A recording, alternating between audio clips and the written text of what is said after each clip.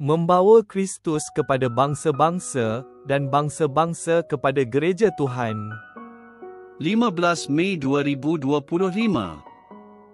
Belajar berjalan dalam kasih. Yohanes bab 13 ayat 31 hingga 35. Setelah Yudas pergi, Yesus berkata, "Sekarang anak manusia dimuliakan, dan Allah dimuliakan melaluinya. Jika Allah dimuliakan melalui dia, Allah pun akan memuliakan dia dalam dirinya segera. Anak-anakku, aku tidak akan lama lagi bersamamu. Kamu akan mencariku, tetapi apa yang telah kukatakan kepada orang Yahudi kini kukatakan kepadamu juga, kemana aku pergi, kamu tidak dapat ikut. Inilah perintah baru yang kuberikan kepadamu, kasihilah satu sama lain. Sebagaimana aku telah mengasihimu, kasihilah sesama sendiri. Daripada sikapmu yang saling mengasihi itu, semua orang akan tahu bahawa kamu muridku." Cuba perhatikan desakan di dalam suara Yesus. Yudas baru sahaja keluar dari bilik untuk mengkhianati dia. Yesus tahu dia hanya mempunyai beberapa jam lagi sebelum pasukan tentera datang untuk menangkap dan membawa dia pergi ke tempat kematiannya. Yesus masih mempunyai banyak perkara yang dia ingin katakan kepada murid-muridnya. Jadi, Yesus mulakan dengan apa yang mungkin paling mudah difahami tetapi sukar dilakukan. Dia berkata, "Sebagaimana aku telah mengasihimu, kasihilah sesama sendiri." Daripada sikapmu yang saling mengasihi itu, semua orang akan tahu bahawa kamu muridku. Perkara ini benar-benar menakutkan.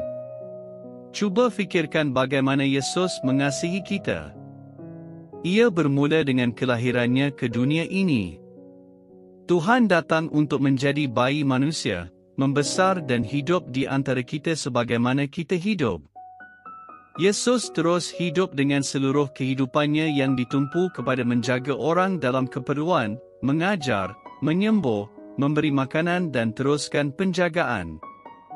Kehidupannya berakhir dengan pengkhianatan, penderitaan dan kematiannya di atas kayu salib.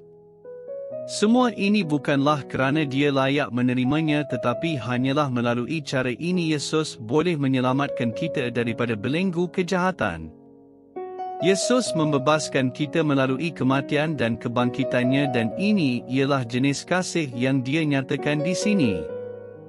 Saya tahu tidak cara lain saya dapat menunaikan kasih Yesus.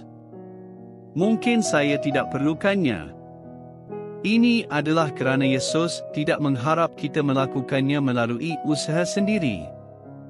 Dia berjanji Roh Kudus akan hidup di dalam dan melalui kita. Roh Kudus akan menjadikan kita Kristus kecil, iaitu anak-anak Tuhan yang belajar mengasihi satu sama lain dan kehidupan di dunia ini dengan cara Yesus mengasihi kita. Jadi, walaupun kita masih kanak-kanak ketika kita belajar berjalan dalam kasih dan sering jatuh, Yesus terus mengangkat kita semula dan membantu memulakannya semula lagi. Jika Tuhan sendiri tinggal di dalam saya, maka saya boleh berehat dan membiarkan Tuhan melakukan kerjanya. Dia sudah mengampunkan saya ketika saya jatuh dahulu. Yesus tentu gembira apabila saya berjaya walaupun dengan langkah yang paling kecil. Kita berdoa, "Tuhan, bantulah saya mempercayaimu sebagaimana Engkau mengajar saya untuk mengasihi. Saya tidak tahu bagaimana tetapi Engkau tahu. Bekerjalah melalui saya. Amin."